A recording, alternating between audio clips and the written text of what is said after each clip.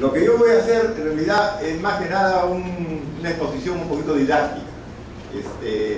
Darle un poquito de contenido de análisis para comparar lo que ha pasado en otras oportunidades cuando ha habido crisis políticas en el Perú. Y para eso, en realidad lo que he utilizado es un modelo de equilibrio general que vengo ya utilizando por muchos años, no solamente en el Perú, sino en diversos lugares de Latinoamérica y en el África. Entonces, espero de que lo que les voy a exponer por lo menos sirva como para ordenar el análisis, porque muchas veces digamos, el análisis político, que tiene cierta libertad de interpretación, porque no hay, pues obviamente, sumas y restas como lo que hay en la economía, sirva para poder orientarnos de lo que va a pasar como consecuencia de esta última crisis política. Bueno, comencemos con algo que, bueno, ya también lo ha dicho Jaime, pero siempre es bueno repetirlo, porque es algo que yo espero que no olvidemos, ¿no? Que es el éxito del modelo económico vigente, ¿no? Entonces aquí tenemos una historia desde el año 90 hasta el último dato disponible del INEI, que es el segundo trimestre del año 19, y podemos ver de que el crecimiento ha sido de 238%. Nunca he visto en la historia del Perú, solo para comparar, en la época del año, digamos, 68, cuando se instauró, digamos, un sistema socialista en el Perú con régimen de Velasco, Alvarado, hasta, digamos, el año en que terminó el primer gobierno de Alan García. Solamente habíamos crecido en ese interregno de aproximadamente 22 años, habíamos crecido 48%. O sea, eso les da una idea de lo que se ha logrado en estos años, ¿no? 238 significa que prácticamente hemos crecido 3 veces digamos, el PBI. Claro, es menor si se toma en cuenta si fuera en per cápita, pero eso da una idea del extraordinario crecimiento que se puede ver no solamente en el PBI, sino en el nivel de exportaciones, que ya lo acaba de mencionar en la introducción del presidente, y en cualquier otra idea, pobreza, distribución del ingreso, o donde se le mire, hay progreso. ¿Es suficiente? Probablemente no. Pero que ha habido progreso, eso no lo puede negar, es una cosa objetiva. Bueno, yo lo que voy a hacer es un poquito más avanzar, escarbar un poquito más en cómo va ese crecimiento. Y para eso se utiliza lo que se llama el PBI potencial, que es la línea roja, y alrededor del PBI potencial se dan los ciclos económicos, ¿no? Que eso es muy importante para el análisis económico de lo que pasa. ¿Por qué? Porque el PBI potencial, que es más tendencial, está definido por el nivel de inversión y el aumento de productividad. Y eso asociado obviamente al aumento de trabajo.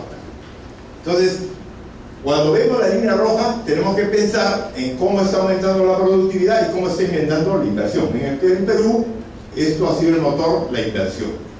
En cambio, los ciclos económicos, que son la línea azul, que gira alrededor del PBI potencial, está más determinado por las variables de corto plazo. Por ejemplo, cómo van los precios internacionales de los commodities, cómo está la inflación, cómo está la tasa de interés. Son variables por tipo de cambio, que esos son los que determinan los choques que determinan el ciclo económico de una economía. Y solamente para que ponerlo claro qué significa eso, es, sobre todo los empresarios, cuando los empresarios comienzan a producir mucho, se acumulan inventarios. Y cuando se acumulan inventarios, inmediatamente se paraliza la producción hasta restaurar el nivel adecuado. Eso es justamente el ciclo económico, y eso se da en todas partes. Y por eso es que un análisis de lo que pasa en la economía, o lo que ha pasado en la economía, es importante diferenciar una parte que es el PBI potencial, que definitivamente son decisiones de mediano y largo plazo, porque es de inversión, es el aumento de la productividad, es la inversión en educación, capital humano. Y otra cosa es el ciclo económico, que son variables de corto plazo. Para eso, para regular el ciclo económico, disminuir las oscilaciones, las amplitudes o el tiempo de duración del ciclo, se utiliza la política monetaria y la política fiscal. Entonces, eso es lo que tenemos que analizar, qué es o cómo el gobierno, en el momento que se produce la crisis política, cómo reacciona para poder, en una primera instancia, regular el ciclo económico, pero sobre todo pensar en el largo plazo, que es lo que nos da la inversión o el PBI potencial. Es básicamente lo que voy a tratar de hacer en mi exposición. Para poder ver mejor, porque como ven, aquí se confunde el ciclo económico del PBI potencial, le tomamos la derivada, o sea, las tasas de crecimiento, y ahí sí se puede observar muy claramente los ciclos económicos. Entonces podemos ver, este fue el momento en que Fujimori disolvió el Congreso, como se llama, el autogolpe. Esta parte de acá fue cuando Fujimori renunció, y esta parte de acá es cuando Vizcarra de forma fáctica disuelve el Congreso. Entonces podemos ver de que la situación en cada uno de estos sucesos ha sido diferente, tanto en lo que se refiere al PBI potencial como al ciclo económico. Y eso es lo que queremos analizar. ¿Por qué?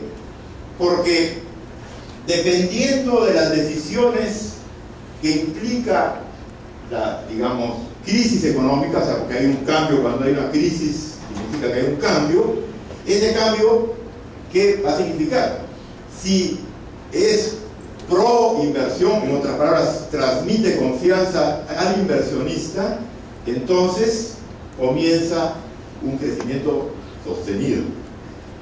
Independiente del ciclo, que como les digo, va a depender mucho ya de la política monetaria y de la política fiscal de corto plazo. Entonces podemos ver cómo esto ha sido diferente. Para que tengan una idea, en estos primeros años de Fujimori, el potencial de crecimiento era de 5%. Luego, con el agotamiento de las reformas, entramos a una, digamos, disminución que coincidió justamente con esta renuncia, y luego el boom de los precios de los commodities nos permitió iniciar un nuevo crecimiento sostenido, que fue los años del segundo gobierno de Alan García, pero luego, por una serie de motivos, por ejemplo, algo ha habido de la crisis financiera del 2008, comenzó una desaceleración del crecimiento potencial motivado por, yo diría, una serie de deficiencias acumulativas en el modelo económico, ¿no? O sea, Jaime mencionaba la sobreregulación que hemos vivido, que han motivado falta, por ejemplo, de flexibilidad laboral y otra serie de reformas que han motivado una desaceleración del PBI potencial. Pero además de eso, es importante ver qué es lo que ha pasado en cada periodo con el ciclo económico, y ahí sí hay que darle un poquito más de interpretación a lo que ha pasado.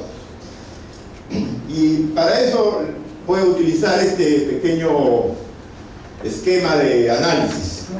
No es completo, pero por lo menos ayuda a entender lo que ha pasado en esos periodos. Bueno, mi hipótesis es de que la crisis económica, o sea, la crisis política, tiene dos impactos.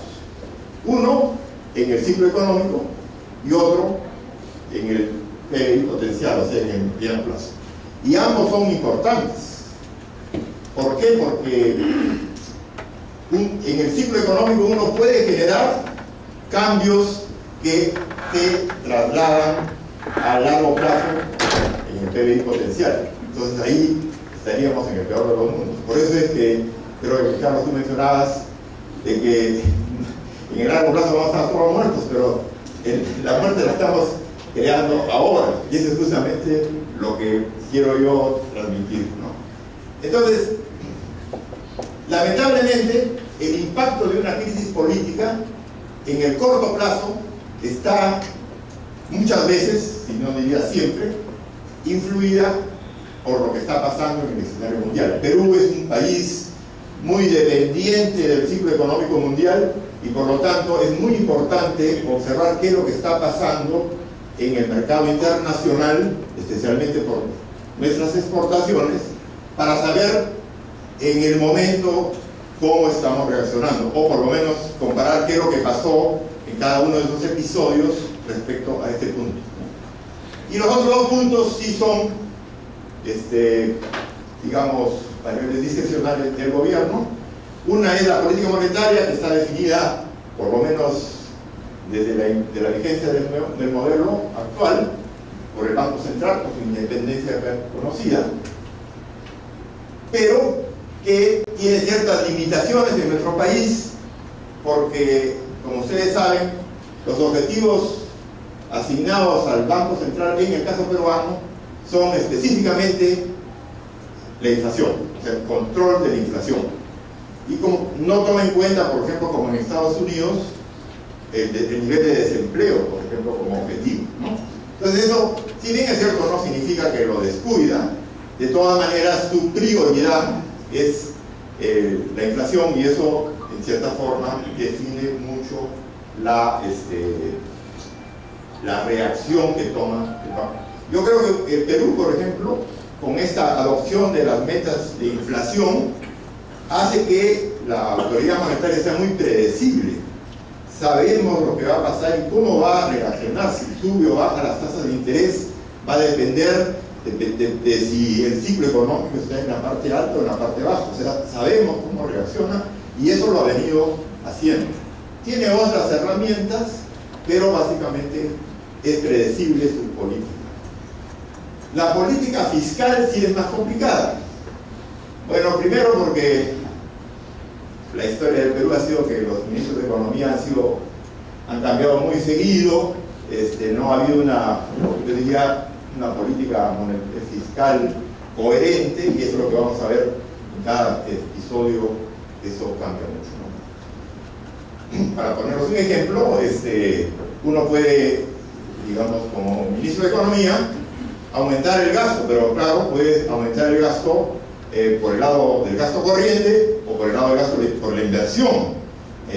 Los impactos son totalmente diferentes, por lo tanto eso es muy importante tomar en cuenta cómo reacciona, y eso lo ha venido diciendo Jaime. Estas medidas populistoides, o como quiera llamarse, ¿no?, están asociadas normalmente al gasto corriente, ¿no?, aumento de salarios, universalización del CIS, ese tipo de cosas. Entonces uno ya puede analizar el impacto que va a tener eso, ¿no? Normalmente, aumento del gasto corriente, si no está acompañado de un buen financiamiento, ¿no?, como fue el caso, por ejemplo, del CIS, que no es contributivo, eso genera, tarde o temprano, déficits. Esos déficits hacen que aumente la deuda, y sabemos perfectamente que, como lo hemos visto en el Ecuador, en Bolivia y en muchos otros, no decir Argentina y Venezuela, eso conduce a una crisis